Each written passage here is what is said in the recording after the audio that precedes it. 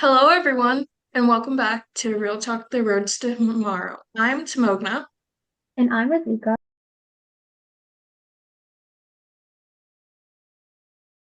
and today we're talking to someone whose journey into medicine is very inspiring. Our guest Sarah is currently a medical student at Temple University's Lewis Katz School of Medicine. She graduated from Muhlenberg College with a degree in science. Sara, thank you so much for joining us today. We're really looking forward to talking to you, especially since you graduated from my high school. Yeah, of course. It's great to connect with you guys. I'm glad you reached out. I graduated from Springford in 2019, graduated from Muhlenberg 2 years ago in 2023, with a bachelor's in biochemistry and public health. And now I'm at medical school. I'm in my third year. Hmm. To start off, what initially sparked your interest in medicine? In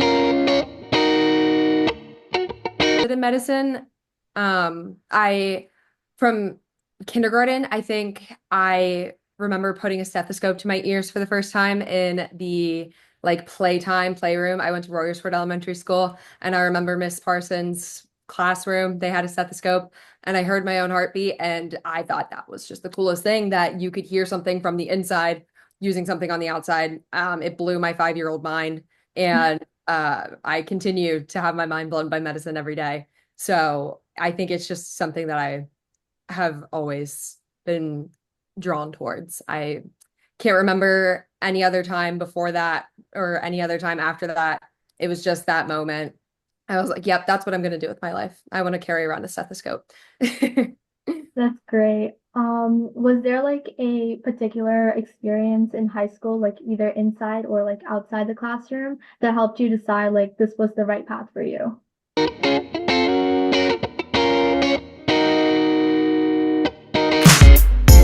For the like guts to do pre-med in college. I thought it was the scariest thing ever, and I thought I wouldn't be capable of it.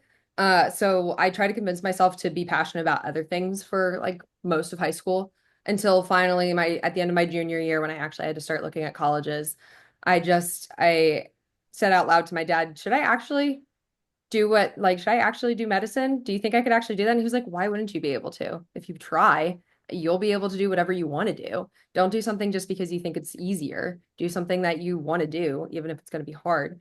And so I think I kind of was sheltered from a lot of experiences that I could have had in medicine, like volunteering or shadowing, because I really drew myself, I really I really kept myself out of the running for that because I didn't think I would be good enough.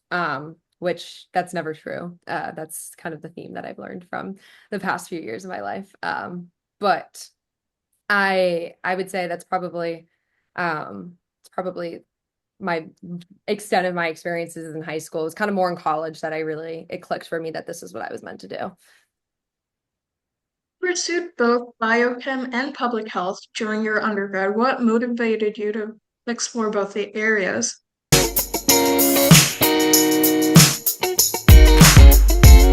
I was a freshman in college when the COVID-19 pandemic happened. And so I was just like, well, public health's the thing now. I should take a class on it and see what it actually is, because I had no idea what public health was. Um, and all of a sudden the whole world does. So I accidentally took a bunch of classes for public health that added up to a major. I just had to take a few extra my senior year, but I chose biochem because I've always been interested about the why, like why things happen. You'll see things like, like say like, I don't know, like a virus or something like that. Obviously you can see like the signs and symptoms, but I've always been curious, like, well, why? What is the virus doing? Why is that happening? And biochem really, that was my niche. I really enjoyed the molecular aspect of that and then applying it beyond this just like the test tube. Hmm. And how would you describe your overall experience at Muhlenberg College?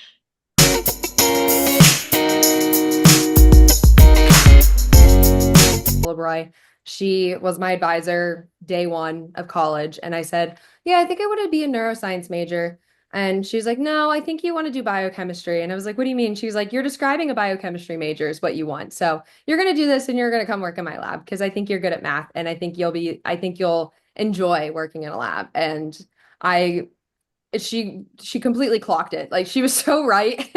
I didn't even know what I wanted at that point, and she figured it out for me. And so I owe my entire experience to that woman. She made it what it was. I got a first authorship out of her lab, which is really a privilege to be able to do in undergrad. And I learned so much from her. So my experience was just overall so positive. My social life was great too. I joined a sorority. I was in so many different clubs. I had so many different friends. I still have those friends. But it was something I never expected to get out of a college with 2,200 people, the size smaller than Springford. You held multiple roles during your college undergrad: tutor, a sorority leader, a tour guide, and a volunteer. How did those experiences help you grow, and how did you manage your time?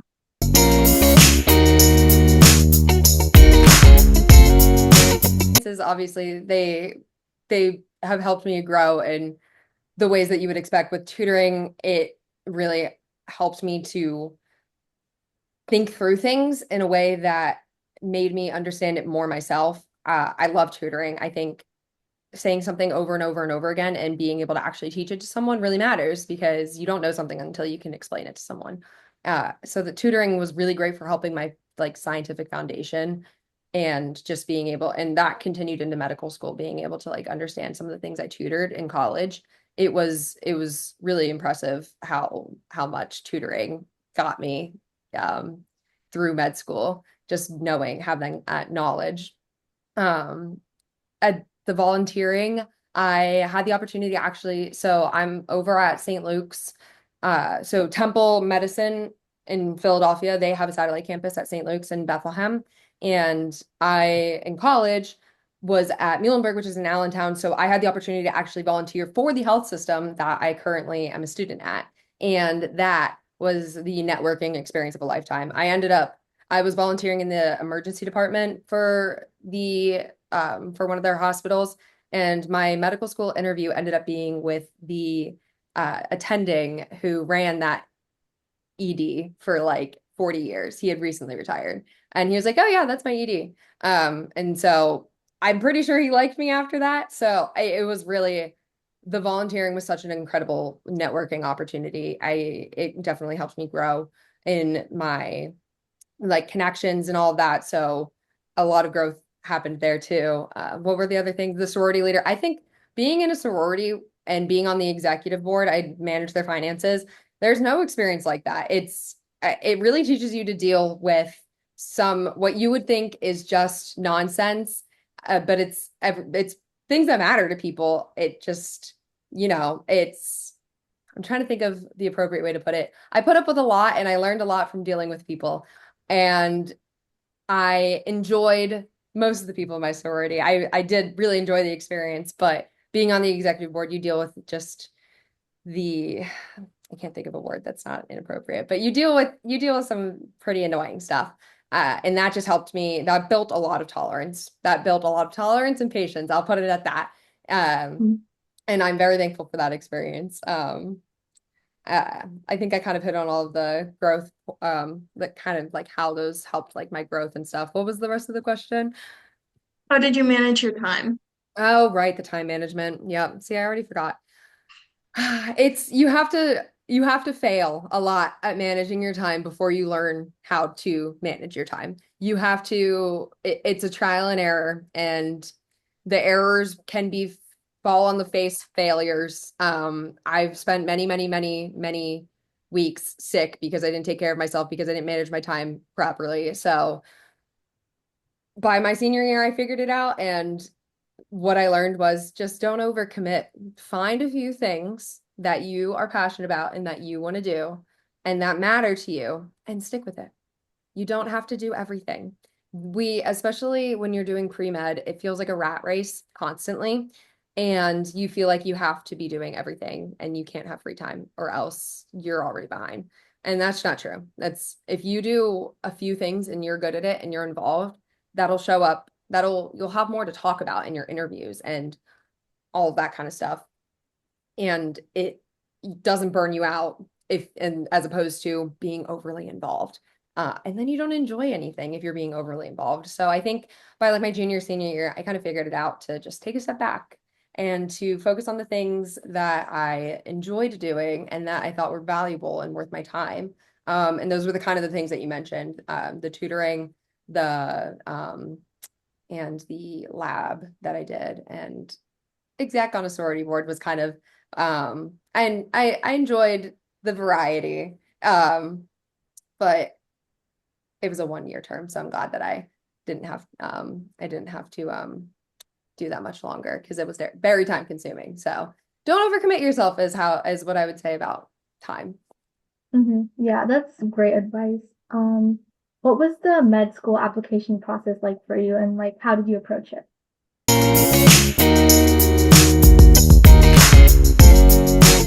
Involved than I thought it would be. I know you guys have the Common App right now. Well, if you're, yeah, whoever is watching, if you're applying to colleges right now, I'm sure you have the Common App that you're dealing with. So for medical school, if you're applying to strictly MD schools, so Doctor of Medicine, that's one portal. Like it has its own Common App. It's called AMCAS or something like that. I already forget, suppressed it from my memory. But there's also, if you're applying for a Doctor of Osteopathic school, that is like its own, I forget what it's called, but it has its own application. I ended up applying just to MD schools solely out of the fact that I didn't have it in me to do another application, another like basically another Common App, because it was pretty involved from the get-go. I ended up applying to 16 schools, so which actually is on the lower end for people applying to medical school. People apply to up to 30, and it's expensive. It's way more expensive than just applying to colleges and universities. It's like each secondary application that they send you is another like $150 each application, that it ends up being thousands of dollars. So it's not exactly feasible for a lot of people to apply to more than a few schools. So I cut it off at 16, and it was honestly, I ended up having to have to write 60 essays that were all about one, like a page or two in length. 60, literally 60. And they were all different. I didn't really get to repeat a lot. So the application cycle opens in June. I didn't get my application done until the end of June, and then they take 4 weeks to verify your application. And then by the end of July, then they had verified my application. I basically had the month of August before going back to school to write 60 essays. I ended up getting sick with mono, and so that didn't happen. But it was the process itself was very time consuming, and I don't think anyone could have prepared me for that. No matter, everyone told me it would be a lot, and I was like, yeah, whatever, I'll figure it out. Applying in college without taking a gap year, you're kind of just constantly taking it day by day, kind of, just kind of, I just freeballing it, honestly, just kind of winging it, and that's kind of what I ended up doing. Mhm. I felt like I was winging it the whole summer, and I got it done by the end of August-ish. And it's rolling admission, so you want to get your application in. Like you're on a strict timeline. There's no deadline. It's like if you want to go somewhere, you better have your application in ASAP. So it felt like a rat race the entire time. It felt like I was just constantly on a hamster wheel, just going in circles. So it was definitely a taxing process, is what I would say. It was the medical school application is a very taxing process, and it's difficult to apply to a lot of schools and to increase your chances. And your chances are already so low of getting an interview at each and every school that you apply to, just out of the sheer volume of people that apply. So it's a scary process, but not to say that it's impossible, because clearly it wasn't too impossible. Mhm. Does that kind of answer your question about what the application was like? Yeah, and what's the difference between MD and DO? It's a great question. So kind of there's not a huge difference except DOs. So you're getting a doctor of osteopathic medicine, and you do something that's called osteopathic manipulative medicine. And it's kind of more like holistic, and it has just like a different philosophy surrounding their medicine. But you actually can do all the same things. You are learning all the same things as someone that's getting an MD. So I'm getting an MD, but I work with DOs all the time, and they are just as qualified and good at their jobs. And it's just the big difference is that there is a stigma around doctors of osteopathic medicine still that originates from like the 1800s, and people would call them quacks because they like had like more of a holistic approach. But it's at this point it's just a bunch of mumbo jumbo. It does it's they're also doctors. It's just a different philosophy surrounding medicine, but you're going to work all together one day in the same office in the same spot. So Hmm. for anyone that's thinking about applying to medical school and DO school in the future, you might not be thinking that far out. Don't let the stigma of that degree title deflect you from applying, especially if you're interested in osteopathic manipulative medicine, Hmm. called OMM. It's not, the stigma's not worth it. It'll be gone by the time you're in attending, honestly. It's already moving in such a positive direction. So that's my little spiel on DO schools. Hmm. Do you It's a have any great advice? program. Do you have any advice for people who are applying?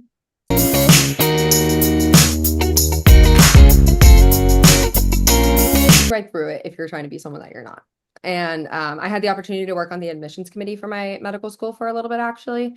And part of that, I did student panels and talked to applicants. And you can just tell the people that are trying to be someone that they're not. And they're just so uncomfortable and they're so nervous and they're so stiff because they're not being who they are. And I'm sure if they did present themselves as they are, I'm sure they would be just as good and their chances of, being well received would be just as high. But they're scared to, be themselves. And that's my biggest piece of advice. And especially for college applications and college interviews, just be yourself. You might, if you put up an act, like people will see through it and you're not going to feel good about yourself after if you're, pretending. And yourself is good enough. You and your application is good enough for wherever you're applying. If you got an interview too, you're already halfway there. They already decided that on paper you're good enough. So just show them who you are. There's no like person or description that you have to fit. And if they don't like who you are, then you shouldn't want to go there either. That's not the good fit for you. They should be excited about who you are and what you bring to the table. So that's it. It's so cliche, and I know you probably hear it all the time, but just really be yourself. Hmm. Now that you're at Temple, how has the transition from undergrad to med school been?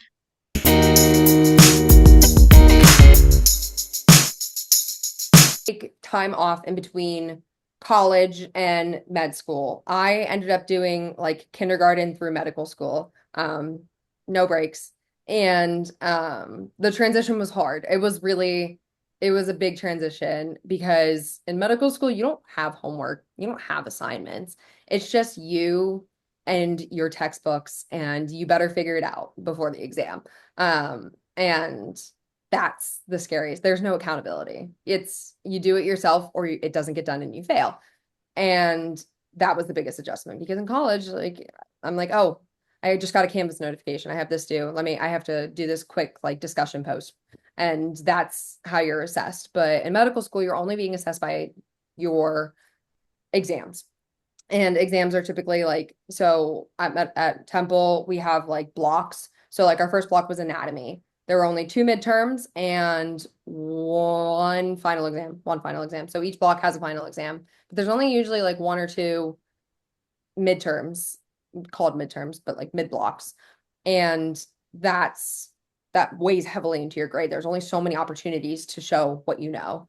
And you have to keep up. You have to be accountable and you have to study every single night to make sure that you know what you're talking about and you know what's going on during lectures or when you get cold called and some seasoned attending is standing in front of the class and is like, Sarah Ringenbach, what do you think about this answer? And you're like, I'm 7 lectures behind. I have no idea. That doesn't go over well. So, that was hard for me getting into going from college into medical school.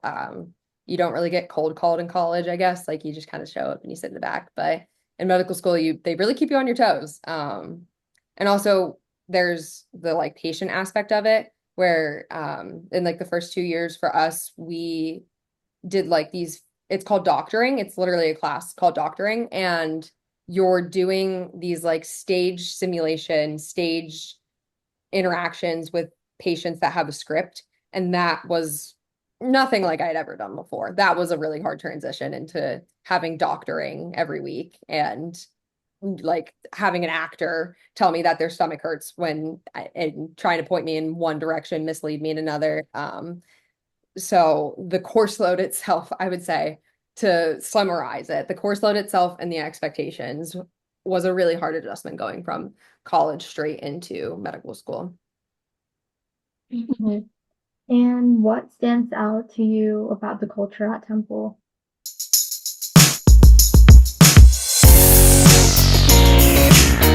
Opportunity to work with a lot of the folks down at Temple. But the culture for my school specifically at St. Luke's, it's smaller. It's a smaller cohort. There's 40 of us, and I I can't say enough how much I love my class and the student support staff and everyone at my school. Might sound like a plug for St. Luke's, but it genuinely, I'm so glad that I chose to stay in the Lehigh Valley. Being from outside of Philly, I always thought that I would go to like Temple. And so when you apply, they make you choose between Temple or St. Luke's, which one you want to apply to. And I just thought I had more to speak about when I applied. I had more to say about why I wanted to be in the Lehigh Valley. And so I chose to apply there, and I'm so glad that I did. It's so nice being in a class of 40 people. I literally had my entire class in my backyard over for just a bonfire and to hang out the first week of school. And we've had my roommates and I have had the entire class over so many more times, and the class below us, the class above us. So that's such a unique experience to be able to hang out with your class like that, the entire class, everyone. And the culture is just very supportive. It's weird because in pre-med in college, I was lucky to be at Muhlenberg where I was pretty sheltered from some of the more competitive mindsets and toxic culture of like, pre-med and feeling like you're constantly competing for that small percentage of people that will get in. But that was like that just melted away when I got to medical school because now everyone is going into their own specialty.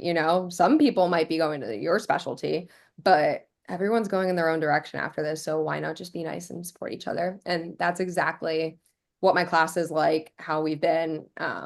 Everyone just is so uplifting and wants to see each other succeed. And it's so different. It's so different from everything that I experienced leading up to it. And I'm grateful that it's different because I don't think I could take one more year, one more class of just the like kind of like cattiness or like the just feeling like it's just you against everyone else. It feels good to be in an environment where it's not you against everyone else. It's everyone against the world. How has your background in public health helped the way you approach medical training? It in pediatrics right now. And so all day I got to talk to parents about why vaccines are important. Since people are now like, oh, should I vaccinate my third child, even though all of their siblings are vaccinated? Should I do that? And it's like, well, why are we questioning it now? Let's talk about it. And so my background in public health has really given me the education to be able and like the knowledge of how to approach that, because I feel like a lot of doctors they're just like, well, like the science, it's the right thing to do. It's what you're supposed to do. Like, why can't you just conceptualize that? And that's not how you approach working with the general public, and public health.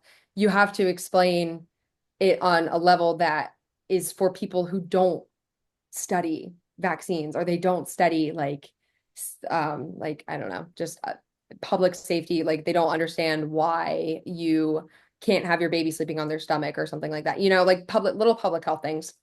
So that degree definitely, I'm surprised every day how it's helped me in my communication skills. I think that's the biggest takeaway that I have from it. It helped me in my communication skills to be able to talk to patients or patients' parents and help them to understand why it's so important that they take this medication because they just had a heart attack and they need to lower their cholesterol. Or I had an 86-year-old patient that said, "Is it really that bad to smoke? I only have like a couple of cigarettes a day." I was like, well, you are 86, so that's impressive in itself. But being able to explain to that patient why, yeah, actually it is pretty bad to smoke. I know that doctors used to recommend a certain brand of cigarettes that were okay. It's not true anymore. You shouldn't smoke cigarettes ever, if you care about your health. So the degree in public health, I think anyone that goes into medicine, I think you should take a public health class in college. If you see the first class that I took was just called Issues in Public Health. And I took it in the fall of 2020, which was, a hot topic.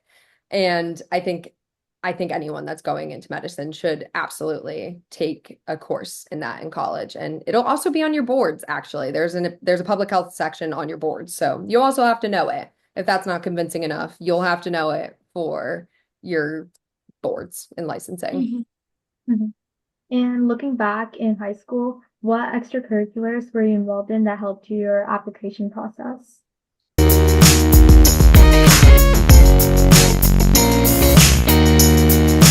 I got so actually, yes. So in high school and in college, so fun fact about me, I played girls soccer, but by like 10th grade, I'd had three concussions. So I was manager for girls soccer. Since after three concussions, if anyone listening to this has had three concussions, seriously consider your brain and its health. It is not worth it to get another concussion. So anyway, so because of that, I had the opportunity to shadow the doctor that took care of me at CHOP, in sports medicine for kids. Um, I'm blanking on his name all of a sudden, but he was awesome. And that I think having on my application that I shadowed, definitely helped in my college application process because it kind of showed that I actually do like the sciences. It's not just like something that I'm pulling from my imagination. I do actually want to pursue science and medicine. And then I also had the opportunity to shadow that person during medical or college, and I actually got a letter of recommendation from him for my med school application. So I would say that shadowing was the best thing I could have done in high school, if you have the opportunity to shadow. I know it's a little bit difficult post COVID to shadow because the less people that they can have in a doctor's office, the better is kind of how some people still feel. But if you have that opportunity, or even just volunteering over at the hospital, Phoenixville Hospital. I think they still do volunteering. I have no idea though. CHOP does summer programs, stuff like that. Volunteering, just getting your foot in the door, seeing what it's like in the hospital, seeing what doctors do every day, outside of your own appointments that you probably go to for like well checks and everything. That was probably like what I'm the happiest I did that out of anything. Hmm. Phoenixville Hospital still does volunteering. My friends are doing it, but you have to be a specific age, and I don't fit that requirement because I turned 16 July. Ooh, yeah. So you have Yeah. to be 16. Yeah, that makes sense. Yeah. Mm-hmm. Yeah. Yeah. As Go ahead. Oh, I was just gonna say, either the like Phoenixville, yeah, you have to be like 16. Mm-hmm. But once you turn 16, like you definitely, it might be something hard to do like during school, but just Mm-hmm. because you don't have to go all in. You don't have to do like 20 hours a week of volunteering. You could just show up every now and then, or do something like adjacent to the hospital. I don't know what kind of programs. It's been so long, but Mm-hmm. um, just anything related to healthcare. If you're interested in it, just find something and stick with it and just be consistent. Doesn't have to be a huge time commitment. As you look forward to the future, what specialty are you looking forward to doing?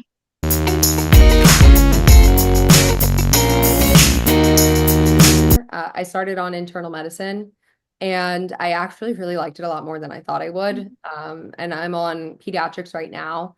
And I really enjoyed inpatient pediatrics. So what I'm kind of learning is that I like being in the hospital and doing like acute sick care, taking care of sick patients. I did a bunch of well visits today at the pediatrics office, and it's cool. I like working with the kids, but I don't like being outpatient at all. So I'm leaning towards something that allows me to be inpatient. My passion is women's health, being a public health major, especially in these times. Women's health has been something that's really been like it's been a hot topic, and it's been hot topic to say the least. It's very important to me, and it's a field that I feel like I would fit well in and that I would be able to make a difference in. And it's a patient demographic that I really would love to work with.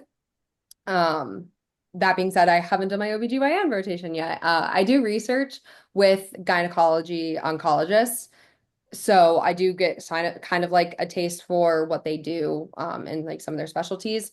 But as far as it being my passion, I haven't really gotten to do the rotation. So I say OBGYN, but I say it lightly because I have to actually go do it. And yeah, and that's a wrap for our episode today. Sarah, thank you so much for being here and walking us through your journey. It was so awesome hearing your story. Yeah, thank you so much for having me. If anyone has any questions and is interested in medicine, feel free to reach out to me. My email is sarahjringenbach@gmail.com.